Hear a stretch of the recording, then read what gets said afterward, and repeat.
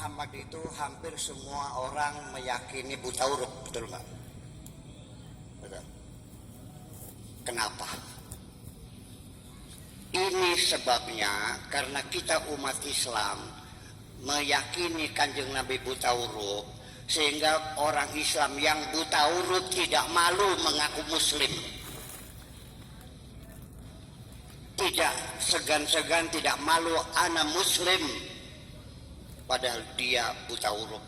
Sangat tidak layak, tidak pantas ada umat Islam buta huruf itu. Kenapa? Kewajiban agama pertama kali adalah membaca. Betul? Betul enggak? Sebelum sembahyang, sebelum puasa, sebelum haji, sebelum ibadah apapun, pertama kali umat Islam harus bisa membaca. Nah, kenapa sekarang banyak orang buta huruf ngaku Islam? Karena diyakini Nabi kita buta huruf. Udah, biar saya pulang nanti cerdas semuanya. Apa firman Tuhan? Surat pertama kali turun, Iqra bismi rabbikal ladzi khalaq. Khalaqal insana min Iqra wa rabbukal alladzi 'allama bil 'allamal insana ma lam. Allah menyuruh Nabi surah apa itu? Suruh baca Iqra. Nabinya bisa baca enggak? Nah, ini persoalan. Kalau di sini ada orang gempor, atau gempor? Ya, apa gempor bahasa Indonesia? Mesot. Sudah gempor aja dah. Bahasa Indonesia kurang perbedaran bahasa Indonesia. Orang gempor saya suruh, hei lari. Mungkinkah saya menyuruh orang yang tidak bisa lari disuruh lari? Orang tidak bisa berenang, saya suruh berenang. Bener nggak perintah ini? Itulah standar Allah. La yukallifullahu nafsan illa usaha. Allah tidak mungkin menyuruh orang di luar kemampuannya. Kalau Allah menyuruh Nabi tidak bisa membaca, dan Allah menyuruh Nabi membaca, dan Nabi tidak bisa membaca, layakkah Allah menyuruh seperti itu? Belajar cerdas sekarang. Ya. Nah, itulah yang menjadi persoalan, menjadi seperti itu. Kita berpikir sejenak. Lalu maksudnya apa? Ummi ini adalah maknanya bukan goblok, bukan buta huruf. Mungkinkah ada seorang Rasul goblok? Lah pasti dong. Lalu apa yang menjadi masalah? Ini kita pertanyaan besar. Tetapi saya bisa mengalah sedikit. Mungkin saja Nabi waktu itu belum bisa membaca ketika belum diutus sebagai Rasul. Ketika sudah dikeluarkan SK sebagai Rasul, hari itu juga Nabi sudah pandai membaca. Lalu Umi siapa? Umi ini artinya bukan tidak bisa membaca, bukan goblok, bukan. Nabi Muhammad itu orang yang paling cerdas di alam dunia. Einstein itu nggak ada apa-apanya tuh. Mungkin 1/10 Kanjeng Nabi barangkali. Kanjeng Nabi itu punya keistimewaan mendengar apapun sekali saja seumur hidup dia ingat. Melihat apa saja sekali melihat seumur hidup dia ingat. Ketemu dengan seseorang namanya Abdullah, bapaknya Fulan, bapaknya lagi Fulan, bin Fulan, bin Fulan, bin Fulan. Setelah 20 tahun ketemu Nabi, Nabi masih bisa menyebutkan bapaknya, kakeknya, bapaknya, bapak tuane, buyute, canggane, warenge, udag-udege, bregedore, gedange.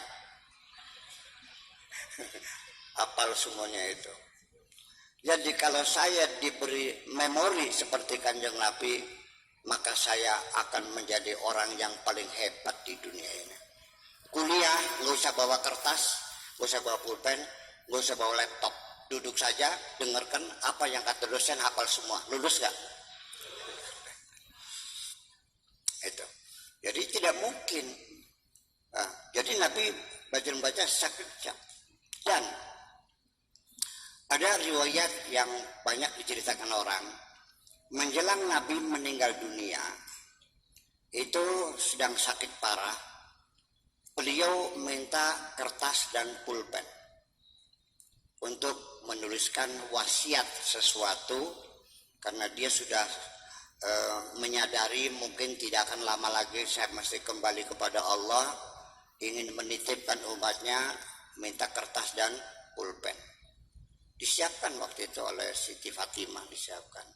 Nah, Nabi di kamar Siti Aisyah, ketika datang bawa kertas dan pulpen oleh Sayyidina Umar, dilarang. Nggak usah lah, beliau sudah parah sekali. Jadi Nabi bisa menulis, iya, tapi tidak boleh. Itulah sebabnya, dan ini masih kita kaji, ya kan, kebenaran cerita ini. Tapi bahwa Nabi bisa menulis itu perlu kita yakini. Tidak mungkin Nabi itu akan berbohong.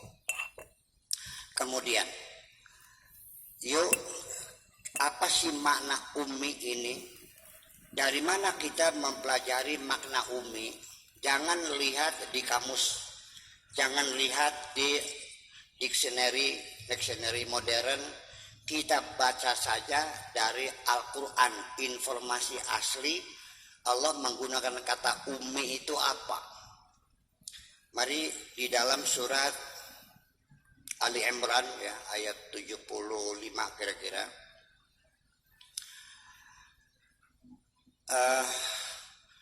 Wa minal ladzina utul kitaba man in ta'manhu qintaran yu'addihi ilaika wa minhum man in ta'manhu bitinarin lam yu'addihi ilaika madumta alaihi qa'ima wa qalu laysa alaina fil ummiyina sabil wa yaquluna 'ala Allahil kadiba wa hum ya'lamun. Itu kalimat al-ummiyina. Artinya apa?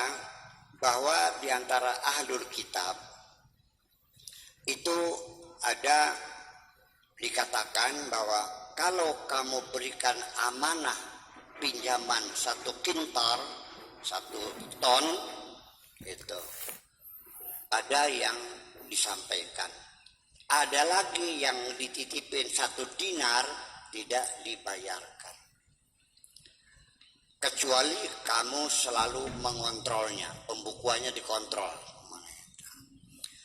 Wa yaquluna, dan mereka mereka mengatakan ma'alaina fil ummiyina sabil. Kalau ummiyin itu enggak apa-apa, enggak dibayar juga. Siapa ummiyin ini? Ummiyin itu adalah non-Yahudi. Jadi ummiyun itu orang Arab yang bukan orang Yahudi. Ya, jadi itu asal kata dari bahasa Ibrani, namanya goyem. Goyem itu plural, singularnya adalah goyem. Itu artinya not belong for Jewish community. Jadi yang bukan yang dimiliki oleh masyarakat Yahudi, itu namanya goyem atau ummiyin. Jadi ummiyin itu bukan orang buta huruf, tapi orang-orang Arab. Itu mananya. Lalu di ayat Ali Imran juga ada wa qul lil ladzina utul kitaba wal ummiyina. Katakan kepada ahlul kitab dan ummiyin, katakan pada Arab dan non-Arab. Jadi ahlul kitab itu non-Arab, ummiyin itu Arabnya. Aslamtum fa'in aslamu faqad ihtadaw. Kalau mereka Islam berarti mereka dapat hidayah. Ini kata-kata umi berulang-ulang dalam Al-Quran, mananya bukan buta huruf, tapi orang yang non-Yahudi, artinya orang-orang Arab asli. Bahasa sini namanya pribumi. Nah dulu di Indonesia juga namanya pribumi itu identik dengan goblok dulu tuh zaman Belanda tuh. Betul nggak kira-kira? Itu kira-kira. Jadi yang namanya pribumi itu alias goblok. Nah, dulu.